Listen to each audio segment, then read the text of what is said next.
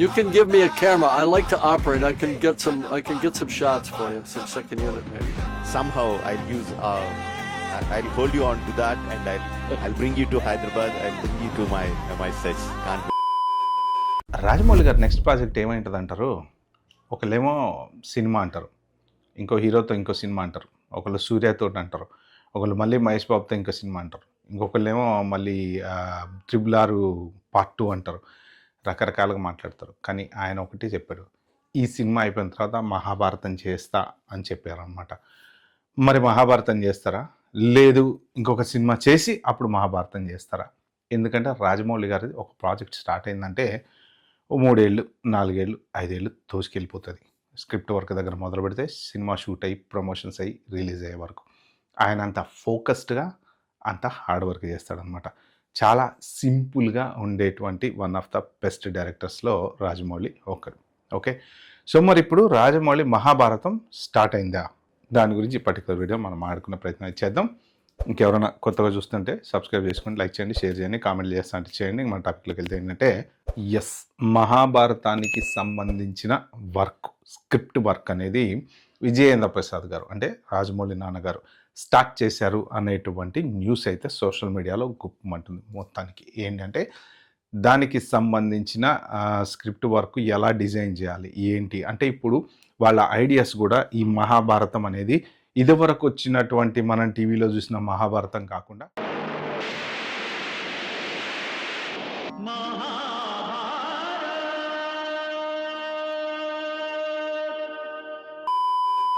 ప్రతి ఒక్క క్యారెక్టర్, ఆ క్యారెక్టర్ బిహైండ్ ద స్టోరీ, ఆ క్యారెక్టర్కు ఉన్నటువంటి వాల్యూ ఏంటి అనేది గ్లోబల్ ఆడియన్స్కి చూపించబోతున్నారా అంటే, ఓన్లీ మన ఇండియాలో ఉన్న వాళ్ళ మీదే కాన్సన్ట్రేట్ చేయకుండా సో ఒక డిఫరెంట్ ఫీలింగ్ అనేది ఆడియన్కి క్రియేట్ చేయాలి అనేటువంటి థాట్ తోటి జనరల్గా రొటీన్గా ఇప్పుడు ఏదైతే ఇంతకుముందు ఆల్రెడీ వచ్చినటువంటి మహాభారతం ఉందో, జనరల్గా మహాభారతం స్టార్ట్ అవటము, కృష్ణుడు రావటము, యుద్ధం జరగడము, ఇలాంటివన్నీ కాకుండా అంటే ఆ కథ అదే, కోర్ సబ్జెక్ట్ అదే, కానీ ఒక డిఫరెంట్ స్టైల్లో, డిఫరెంట్ మేకింగ్లో వరల్డ్కి కొత్తదనం చూపించాలి అన్న ఉద్దేశంతో డిజైన్ చేస్తున్నారు, ప్రిపేర్ చేస్తున్నారు అనేసి న్యూస్ అయితే వస్తుందన్నమాట.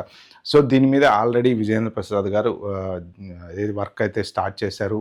స్లోగా కొంత క్యారెక్టర్స్ డిజైన్ అనేది జరుగుతుంది.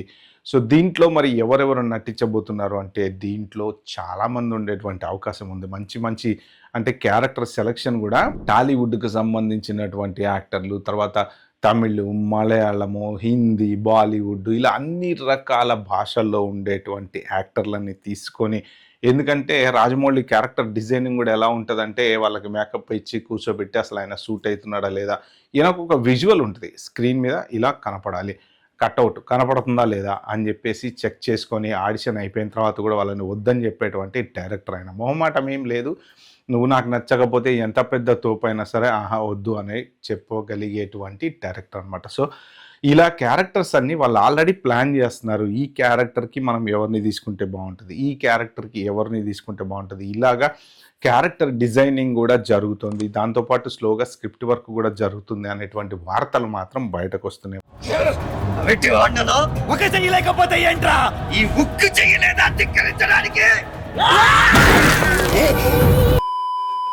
ఎంతవరకు నిజమో అఫీషియల్గా ధృవీకరిస్తే తప్ప తెలియదు. ఇప్పుడు రాజమౌళి ఏంటంటే ప్రస్తుతానికి వారణాసి సినిమాలో చాలా బిజీగా ఉన్నాడు, ఆయన ప్రమోషన్లలో ఉన్నాడు. జనరల్గా రాజమౌళి కూడా ఏంటంటే అంత హైఫై ఊకే లీకులు ఇచ్చేసుకుంటా అది ఇది చెప్పేసుకుంటా ఇష్టం వచ్చి చేసేటువంటి డైరెక్టర్ అయితే కాదు. కాకపోతే ఏంటంటే డిస్కషన్లో అక్కడో ఇక్కడో ఏదో జరిగినప్పుడు కొంత బయటకు అనేది లీక్ అవుతూ ఉంటే, అలా లీక్ అయినటువంటి న్యూసే ఇది అని నేను అనుకుంటున్నా. మోస్ట్ ప్రాబబ్లీ ఇప్పుడు వాళ్ళు ప్లాన్ కూడా చేసుకోవాలి కదా, ఇప్పుడు ఈ వారణాసి అయిపోయిన తర్వాత ఏం చేయాలి అనేది, నాన్న వర్క్ స్టార్ట్ చేయాలని చెప్పి చెప్పుండొచ్చు. మోస్ట్ ప్రాబబ్లీ ఆయన దానికి తగ్గ ప్రిపరేషన్ కూడా చేస్తుండొచ్చు. అయితే ఇప్పుడు ఏంటంటే వీళ్ళ ఐడియా కూడా ఎలా ఉంటుందంటే, ఒక పక్క విఎఫ్ఎక్స్, కానీ రామాయణం వచ్చింది మొన్న, రామాయణం ట్రైలర్ అంత పెద్ద ఆకట్టుకోలేదు. ఎందుకంటే మనం ఒక ప్రాపర్ న్యాచురల్ రామాయణం చూసిన తర్వాత విఎఫ్ఎక్స్ రామాయణం చూడాలంటే చూడబుద్ధి కాదు. దాంతో రామాయణం ట్రైలర్కి అంత నెగిటివ్ టాకే, అసలు ఒక్క పాజిటివ్ టాకే లేదు ఇప్పటి వరకు. ఓకే, ఎస్పెషల్లీ సాయి పల్లవి గురించి అయితే విపరీతమైన నెగిటివ్ టాక్ వస్తుంది. సో అదొక నెగిటివ్ టాక్ నడుస్తుంది.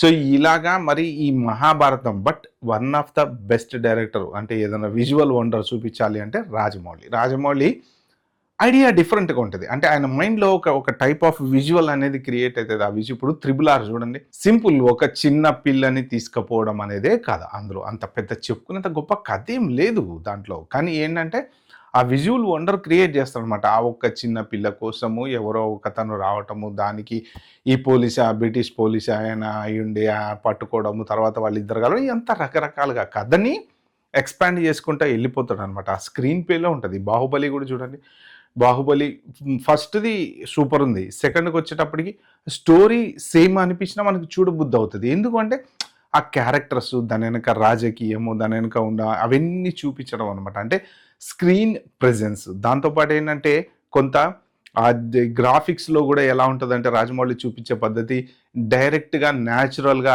ఆర్టిస్టులను వాడతాడు అనమాట. రామాయణం చూసుకుంటే మంటలు కూడా గ్రాఫిక్స్ మంటలు వేస్తారు, హోమం గ్రాఫిక్స్ హోమం. అంటే చూడబుద్ధి అవ్వదు. గ్రాఫిక్స్లో కొన్ని చూడగలుగుతాం మనం. ఇప్పుడు రాజమౌళి గారు కూడా ఏంటంటే, ఇప్పుడు మగధీర సినిమా ఉంది ఫర్ ఎగ్జాంపుల్, ఆ మగధీరలో స్టార్టింగ్లో ఇలా సీన్ మొత్తం అందరు కూర్చున్నట్టు కనబడుతుందా, వెనక అంతా పేపర్తో చేసినటువంటి ఆర్ట్లు, చెక్కలతో నిలబెట్టేసి ఆర్ట్ వేస్తారు. ఆర్ట్ ఎలా కనపడుతుంది, పెద్ద రాజ్యంలాగా కనపడుతుంది. అదేంటంటే పిక్చరైజేషన్లో ఉండేటువంటి టాలెంట్. కానీ అక్కడ కూర్చున్నటువంటి మనుషులు గ్రాఫిక్స్ మనుషులు కాదు, నిజమైన మనుషులు.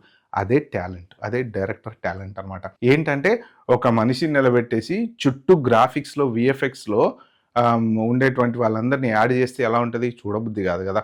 సో ఇది కూడా అంతే అనమాట. సో రాజమౌళి గారు తీస్తే ఖచ్చితంగా నెక్స్ట్ లెవెల్లోనే ఉంటుంది. There is no doubt about it. ఎందుకంటే ఆయన ప్లానింగే పర్ఫెక్ట్గా ఉంటుంది. ఇప్పుడు వారణాసి చూడండి, ఎన్ని ప్లేస్లలో షూటింగ్ చేసుకుంటూ వచ్చారు. అంటార్కిటికా చలికి వెళ్ళి అక్కడ కూడా మంచులో షూటింగ్ చేసుకుంటూ వస్తున్నారు. అంటే ఆ ప్లాన్ అనమాట. మరి రామాయణంకి మహాభారతంకి మనం పొంతన అసలు పెట్టకూడదు. రాజమౌళి గారి డైరెక్షన్కి వేరే వాళ్ళ డైరెక్షన్కి పొంతన అది పెట్టకూడదు. సో మొత్తానికి మహాభారతానికి సంబంధించిన స్టోరీ అయితే అది ఆల్రెడీ స్క్రిప్ట్ వర్క్ స్టార్ట్ అయిందంట. దీంట్లో చాలామంది అన్ని టాలీవుడ్, మాలీవుడ్, కోలీవుడ్, హాలీవుడ్, బాలీవుడ్ నుంచి యాక్టర్లు, అంటే హాలీవుడ్ కాదు కానీ అన్ని యాక్టర్లు ఉండబోతున్నారు అనేసి సోషల్ మీడియాలో అయితే న్యూస్. మరి ఇది అఫీషియల్గా ఎప్పుడు దీని గురించి ధృవీకరిస్తారనేది మాత్రం ఖచ్చితంగా అయితే తెలియదు. ఒక ఫ్రెండ్స్ ఏదైనా అప్డేట్ ఉంటే నేను వీడియో చేసే ప్రయత్నం అయితే చేస్తాను. Bye bye, have good day.